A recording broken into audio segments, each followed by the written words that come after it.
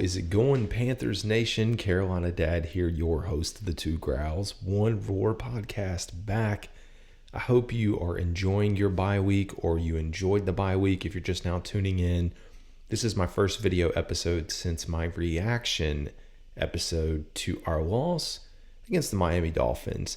Here we are in the bye week, sitting at 0-6. Crucial games coming up over the next 3 weeks. We're not going to talk about any of those games today.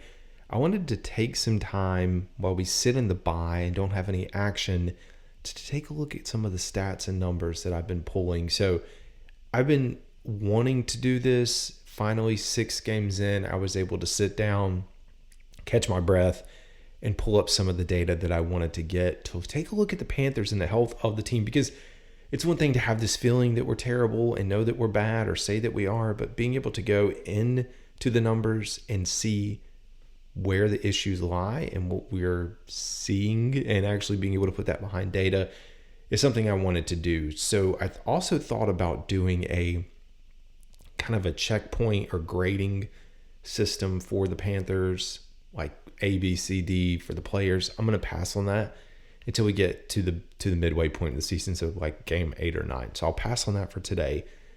The only other thing I'll plug before we start is, if you do listen to the podcast, you may have noticed that I put out 2 additional episodes this week that were what I'm calling the drive in and then the drive home from work. So I put together these mini episodes.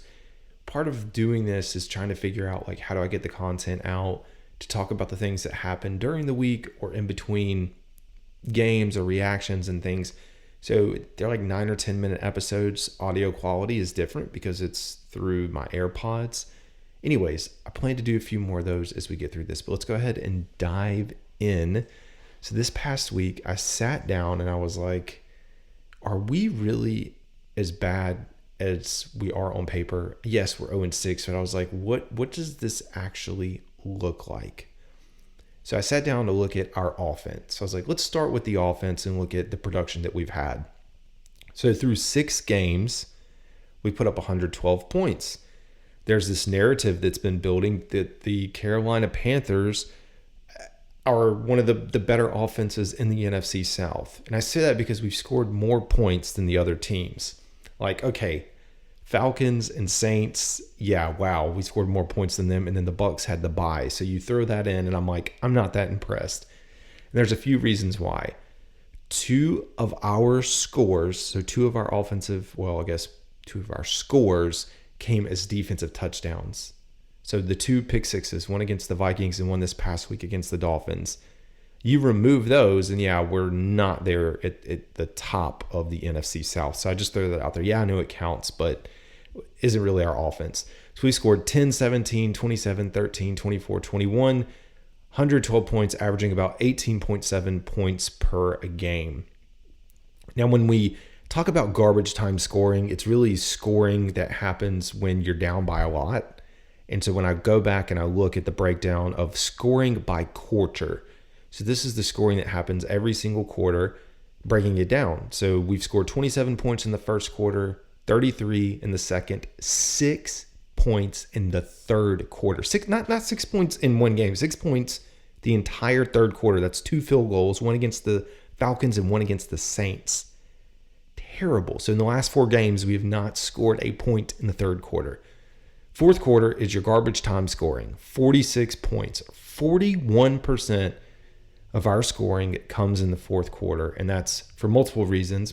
The main one being we are down by a lot and we're throwing the ball, and teams are playing prevent defenses. They don't care if they give up a score because they're already up by 2 or 3 scores. That's the truth.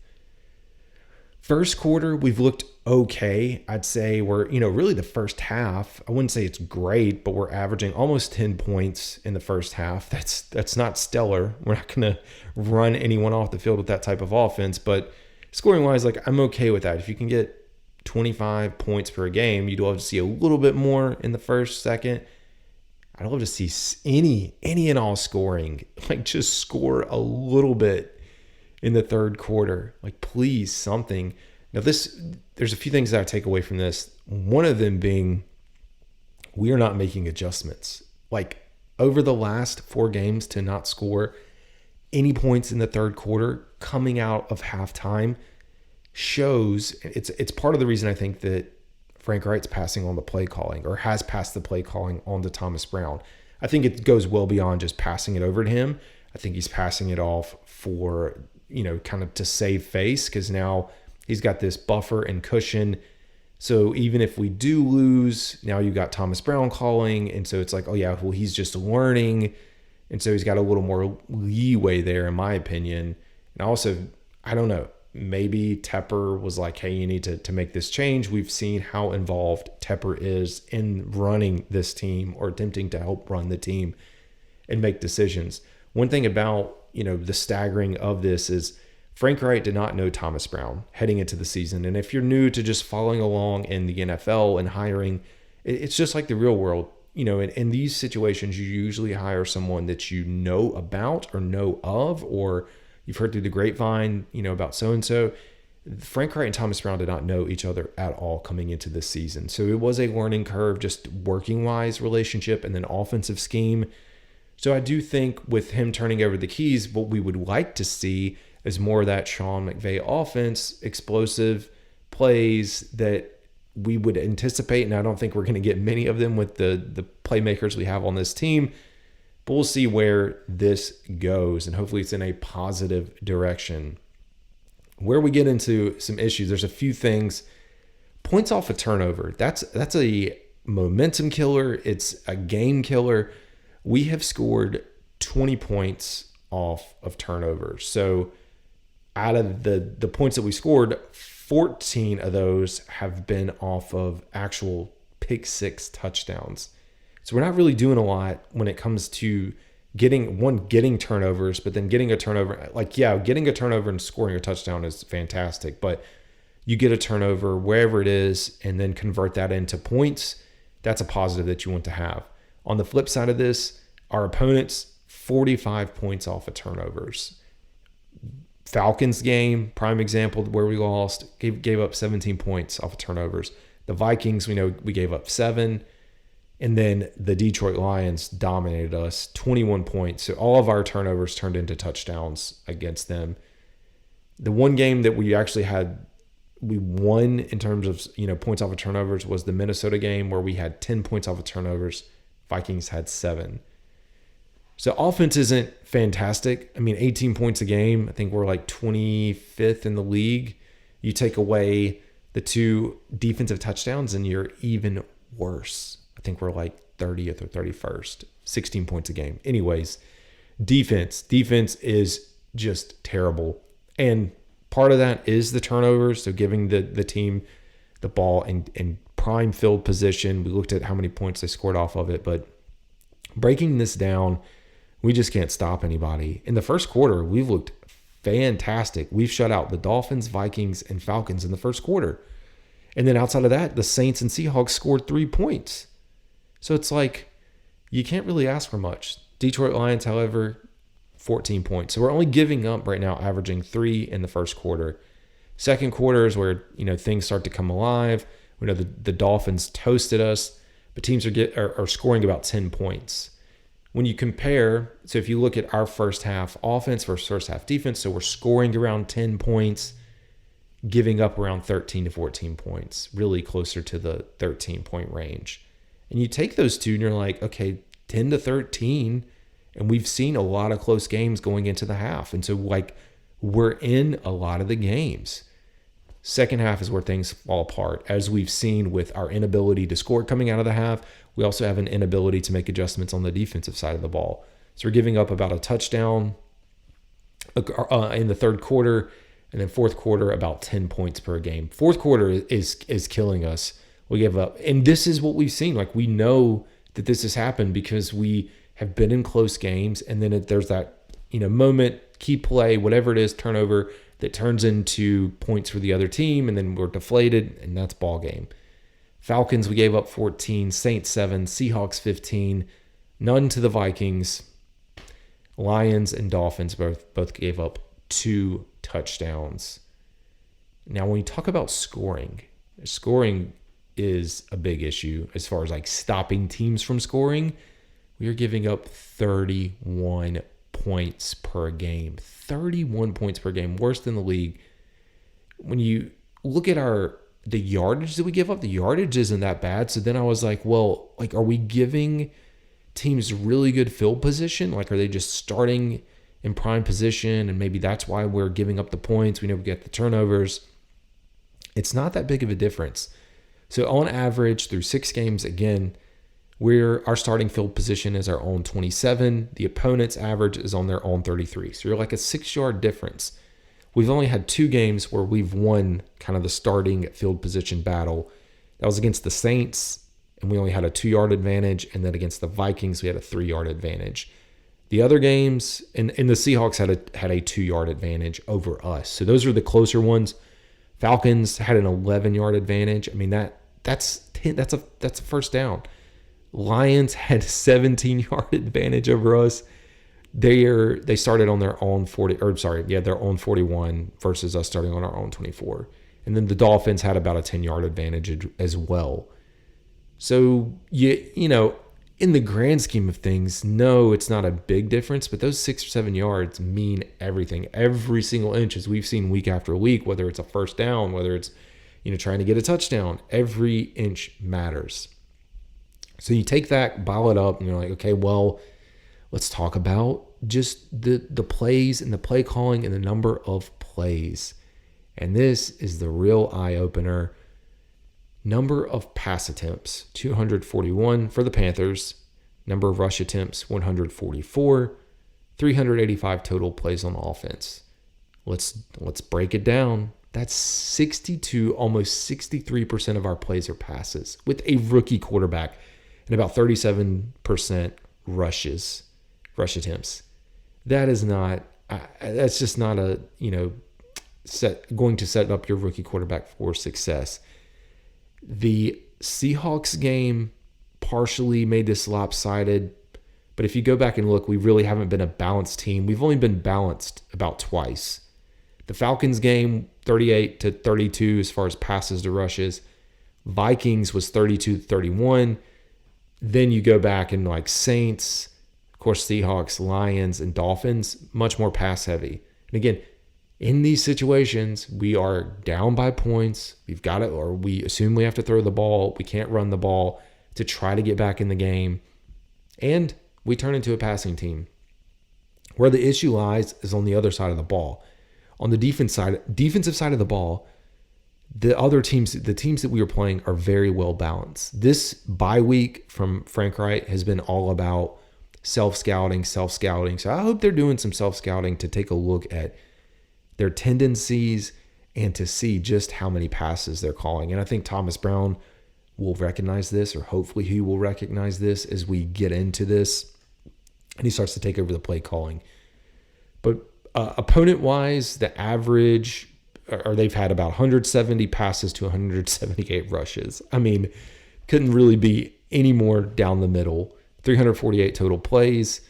And then passing-wise, so that's about 48 to 49% passing, 51% on their rush attempts. So very balanced. Again, balanced teams coming against our attack with a rookie quarterback that, and we just don't have an identity and ability to run the ball. I mean, there's the issues go well beyond everything that we've seen there. Now we talk about our rankings, where we are today. I kind of hit on most of these. So yeah, points per game, we're 24th. Oh, guess what? We're only 31st in the league in terms of what we're giving up. But again, not great. Yardage-wise, 294 offensive yards per game compared to 342 for our opponents. They rank 23 and 19th respectively. This is the stat that I didn't care that much about. Like, wasn't super like getting into the data behind it. And then I sat down and was like, oh my gosh, this is huge. Points per play. So how many plays does it take for us to score? Or like, what's the average? So we're averaging 0.27 points per play. And I had to go in and pull this up. I just had this up this morning, so let me go back and find it so I can read this for you. So again, 0.277 points per play. So let's do the math. And our opponents are averaging 0.514 points per play. Putting this on the spectrum of rankings, we're last in the league on defense and 25th on offense. Again, not a recipe for success. So if you take this means that our opponents are scoring a field goal about every 6 plays. So it takes them 6 plays, they're going to get 3 points. Or a touchdown every 12 plays, which is, a drive, offensive drive. From our standpoint, the Panthers are scoring a field goal about every 11 plays. That's a full drive. You should be getting touchdowns. If you get in that 10 to 11, 12 play range, you should be scoring touchdowns. But we're averaging a field goal. That means it takes us about 22 plays to score a touchdown. I mean, all this is like, you know it. You know that this is the case, but you put it on paper and look at it and you're like, oh my gosh, this is terrible. I don't really know what to think about where we are going to go next with this. I mean, there's really no next step, like just not a next step at all for this team. Already broke down kind of the passing statistics. I'm not going to get into that, but I will get into some of the player statistics, just quickly looking through. And this is not comparing against the league, but looking at Bryce Young, 967 passing yards, 5.3 yards per attempt. He's got 6 touchdowns to 4 interceptions, 78.7 passer rating. Yeah. I'll just leave that there. We have a big matchup that I'll be previewing against the Texans coming up this week. Rushing wise, Chuba Hubbard is your leading rusher, averaging 4.5 yards per carry. I've already harped on how he should be the number 1 running back. 242 yards on 54 attempts. Miles Sanders, on the other hand, 61 attempts, 190 yards. And I know Miles was out the last game. I think he even posted some message on, backs against the wall. I don't know if that's him or the team or who. Yeah, your back's way further than against the wall right now, because you do not look like the running back that we signed for whatever million or the number 1 running back on this team right now. It looks like Chuba Hubbard should be your guy. Well, here we go. Closing this week's episode, we are entering at least what feels like a fire sale for the Carolina Panthers. And I have a few thoughts on those, and I've talked about it. If you listen to like the drive-in or the drive-home episodes, there are a lot of reports coming out now. The first one being that we've allowed Terrace Marshall Jr. to seek a trade. So giving him and his agent the ability to find a trade partner. He just hasn't panned out. I had Kim coming into the season as one of the most hyped up, whether it was because of the receiving yardage that we saw and the success that happened when Matt Rule left. It just felt like he was due, and it just hasn't panned out. So hopefully he'll find success somewhere else. I think you're going to get maybe a 6th or 7th round pick for him, conditional even for him. So I don't really have much to say there. So he'll likely be dealt. And then the funny thing is the Panthers are like, yeah, if he doesn't find a home, he's welcome to come back. Like, dude, that's just not going to happen, man. Like, I feel like the Panthers would have to waive him. Like, if I'm him, I'm not coming back to this team. Even if I don't get traded, I'm going to request to just be waived. Panthers need to make some moves anyways. I don't know about the contract, what that looks like. I haven't really peeped at it, but just waive him, let him move on. You don't really need that on the roster, considering that he wants to move on, and you don't want him here. He's not a part of your offense. So you've got that. We've got Dante Jackson's name being floated out there. I laugh because his name's been floated and teams are asking about him, but it seems that he is untouchable. And I just laugh that you think Dante Jackson, Mr. Fitterer, is untouchable, but we trade away Christian McCaffrey, who is competing as a league MVP, best running back in the league. We trade away a DJ Moore, a true number 1 wide receiver, but we've got a banged up Dante Jackson that can't stay healthy, that gets burnt. Just go look at him covering in the Miami game, and you think he is untouchable. A good cornerback. Might I add, he's being paid like a top 16 cornerback in the league this next year. So he'll be paid that much. Like second highest paid player on the Panthers. So those are your two big names, and then we've got kind of three in no particular order. Frankie Louvu's name is coming up. I think he's a key piece to this team, as I've said multiple times, with Shaq out and just the long-term success. He is a great linebacker, a versatile linebacker that we do not need to ship off. Like, do not ship this man off. Please leave him on this team. You've also got Jeremy Chin, who we know, Jeremy Chin is battling the injury. Will that drive down his trade value? I think it could. There's no doubt in my mind that teams, the Eagles were being floated out there, that they were interested in him.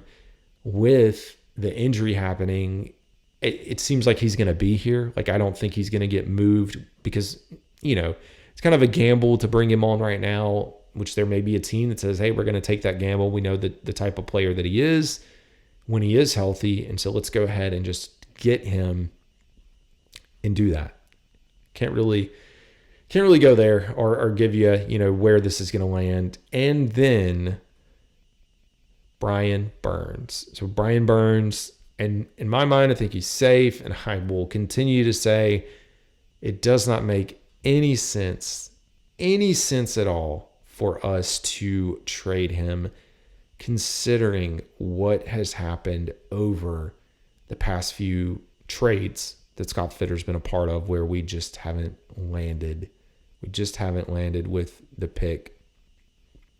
So I don't know, though, because you've got, on the flip side of that, the ability to likely get a first or multiple first-round picks for Brian Burns, maybe even some additional playmakers, maybe. And so, if Fitter wants to sit there and say, yeah, this is the path that we want to go through, that may be what he decides to do. I can't tell you.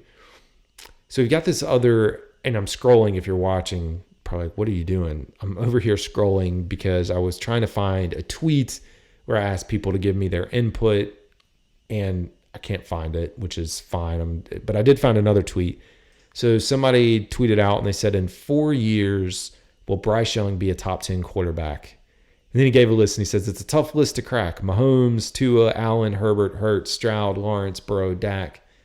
Other rookies, Kyler, Howell, Purdy, Love, Goff. Number one, this list is not it. If you were going to give me a list of the quarterbacks, that would not be the list that I'd be putting as top 10 in the next 4 years.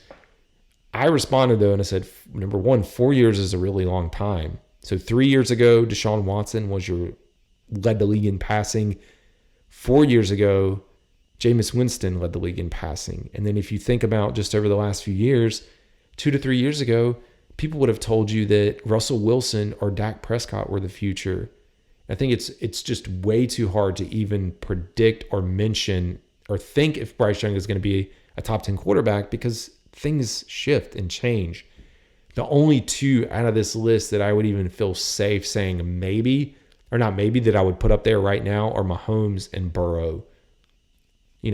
Knowing or assuming that they are going to be healthy as they go and play. So here we are. I tried to find the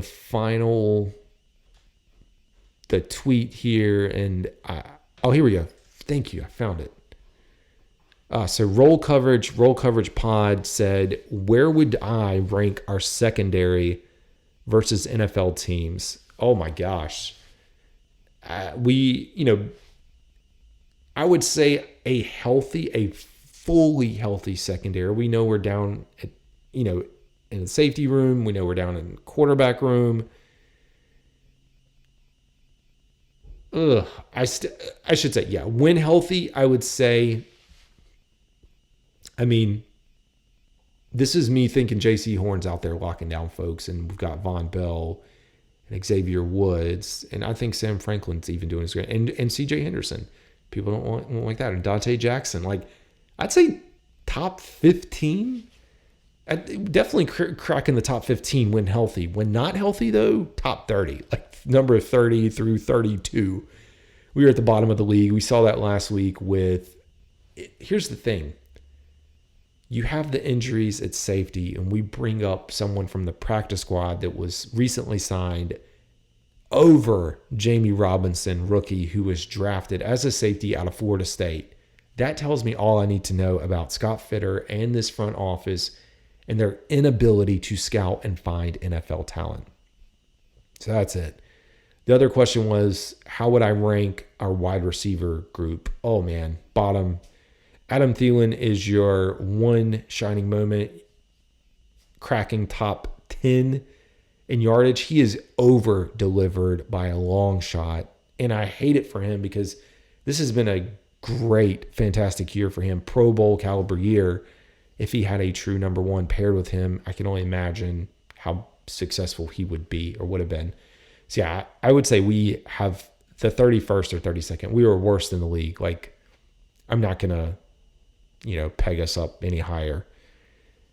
Then we have, this is from depressed Clemson fan, Mr. Best is his at. It is, he said, who is a realistic player that we could get at wide receiver and cornerback or safety?